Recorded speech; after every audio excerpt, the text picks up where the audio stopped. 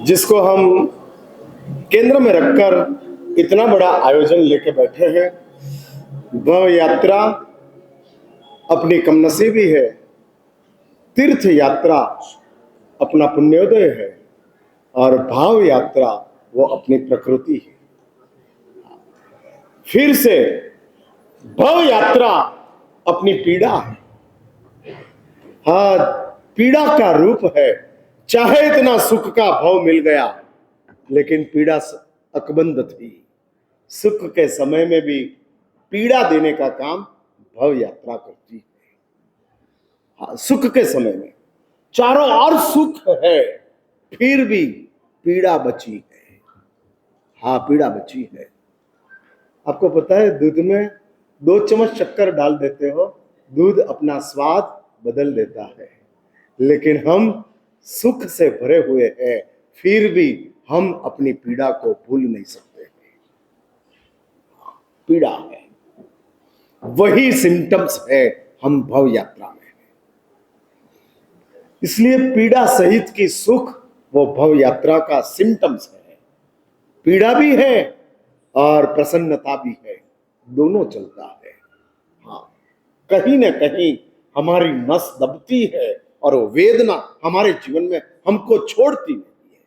शास्त्र तो वो बताते हैं, देवलोक में गए हुए देव भी पीड़ा से मुक्त नहीं है, वो भी पीड़ा में। इसलिए भव यात्रा मीन्स पीड़ा, तीर्थ यात्रा मीन्स पुण्य और भाव यात्रा मीन्स अपनी आत्मा की प्रकृति है। हाँ, अपनी आत्मा का स्वभाव है। भाव मीन्स व्हाट, किसको हम भाव करते हैं, जो हम इमेजिन करते हैं, हमारी जो कल्पना प्रकट होती है। और इस कल्पना में आज इधर बैठने वाले, मैं मानता हूं 99% लोगों ने गिरिराज को अपनी आंखों से देखा होगा। किसी ने तो अनेक बार देखा होगा। कोई ऐसे पुण्यवान है कि हर 2 महीने के हर महीने गिरिराज की यात्रा के लिए जाते हैं। तो ऐसे भी पुण्यवान है जिसने 99 यात्रा गिरिराज की है। और ऐसे सब पुण्यवान लोग, आज हम भाव यात्रा की बात करते हैं, अपनी कल्पना में समग्र गिरिराज नजर के समक्ष आता है। बहुत सूक्ष्मता से हमने गिरिराज की यात्रा की हो और प्रदक्षिणा घूमी हो, तो सब चीज आज हमारी नजर के समक्ष कल्पना के रूप में प्रकट होती है। और ये भाव है, कल्पना ही भाव बनता है। हाँ, अपनी कल्पना। और ये कल्पना जितनी गहरी बनती जाए, जितनी जीवंत बनती जाए, उतना अपना भाव विशुद्ध बनते जाते हैं, विशुद्ध बनते जाते हैं। और उसमें हम तन्मय हो जाते हैं, तदाकार हो जाते हैं। इसको ही साइकोलॉजी की भाषा में आइडियल रियलिटी कहते हैं। हाँ, और आइडियल रियलिटी कल्पना का साम्राज्य, जो हमारी एक कल्पना है और इस कल्पना के साथ हम जीते हैं। कल्पना के साथ नया मकान बनाना हो तो सबसे पहला मकान की कल्पना आती है, फिर मकान का ड्राइंग आता है, फिर मकान का सर्जन आता है, फिर मकान में जाने का होता है। ठीक वैसा, हाँ ठीक वैसा नया मकान की कल्पना आती है। हाँ, और एक कल्पना चलती है, मलकापुर में हाईवे के पास में 40 बंगलों की कॉलोनी तैयार होगी। हाँ, और सब जैन लोग उधर जाएंगे। और कल मैं देख के आया जगह। मरा साहब, नेक्स्ट टाइम आओ तब आपको इधर रुकना है। हाँ, उन्होंने मुझे कल्पना दे दी। और ये एक कल्पना, मकान बनाने के पहला मकान की कल्पना आती है, कल्पना आने के बाद मकान का मैप बनता है। ये यात्रा करने के बाद इधर बैठने वाले बहुत भक्तों को ऐसा होगा कि एक तेरस तो हमको साक्षात 6 गौ की यात्रा में जाना है। एक तेरस के दिन, फाल्गुन शुक्ल त्रयोदशी के दिन, नेमिश्वरेश्वर जी महाराज ने फागुन सुद तेरस की यात्रा का आरंभ करवाया। सिर्फ भावनगर का जैन संघ ट्रेन भर के पालीताना जाता था और साथ में दही और थेपला लेके जाते थे और परमात्मा की 6 गांव की यात्रा शुरू करवाई। वो 6 गांव की यात्रा की परंपरा सालों से फाल्गुन शुक्ल त्रयोदशी के दिन चलती है। अरे फाल्गुन शुक्ल त्रयोदशी आज के दिन इधर बैठने वाले के हृदय में भाव जगता है, अगली फागुन सुद तेरस के दिन हम पालीताना में जाएंगे। महाराज साहब ने आज हमको ये भाव यात्रा कराई है। भीड़ चलती है, भगवान में नहीं मानने वाले भी आज भगवान के पास जाते हैं। हर तीर्थ यात्रा का भाव यात्रा में ट्रांसफर होता है, जिसको हम आइडियल रियलिटी, आइडिया मीन्स हमारी आइडिया जो है, हमारी कल्पना है, वही रियल है। हालांकि कुछ नहीं है, फिर भी वो इतनी ही रियल है जितनी वास्तविकता रियल है। आज जितनी वास्तविकता रियल है। और ये भाव यात्रा कि जिसमें हम एक कल्पनाओं के साम्राज्य में प्रवेश करते हैं, परमात्मा आदिनाथ के करीब पहुंचने का प्रयास करते हैं। जिस भगवान आदिनाथ ने अपनी माता को रोते हुए छोड़ दिया था, 1000 साल तक मरुदेवा माता अपने बेटे के विरह में रोती रही।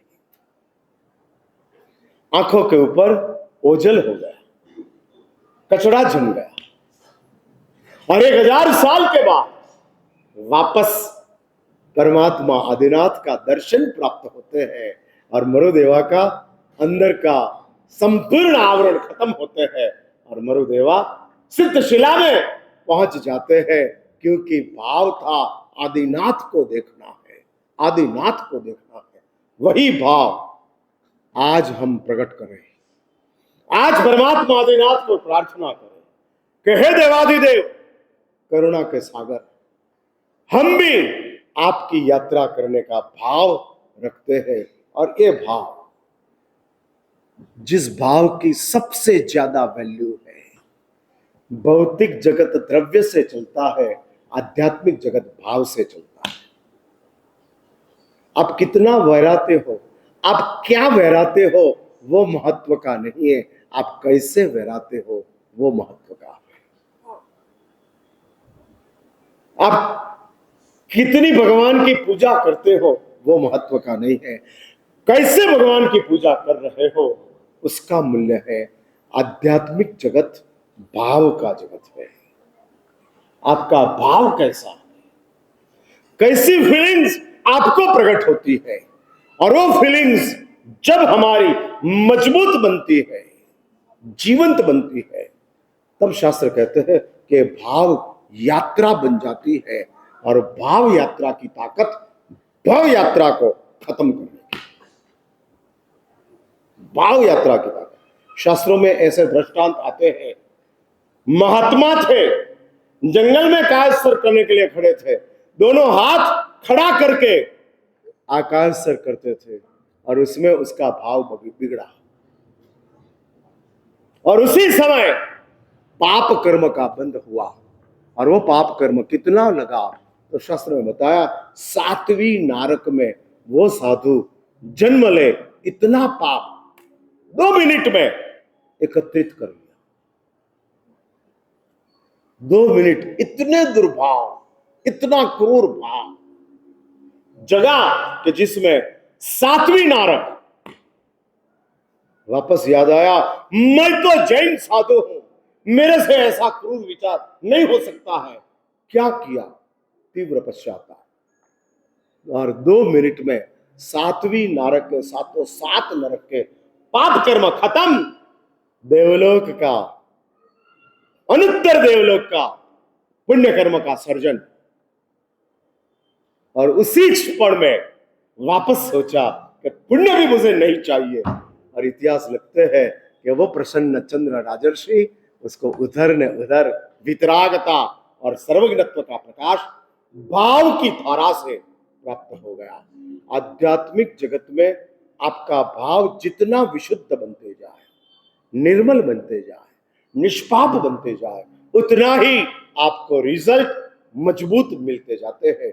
इसलिए ज्यादा करने की बात छोड़ो, सच्चा करने की बात शुरू करो। सही करना,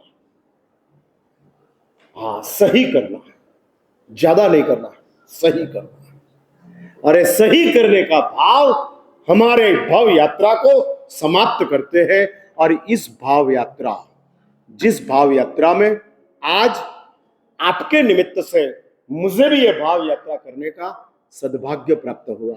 समझ लो कि आपने ऐसा आयोजन नहीं किया होता तो मैं कोई आज पालीताना का पट लगाकर कोई भाव यात्रा करने वाला नहीं था।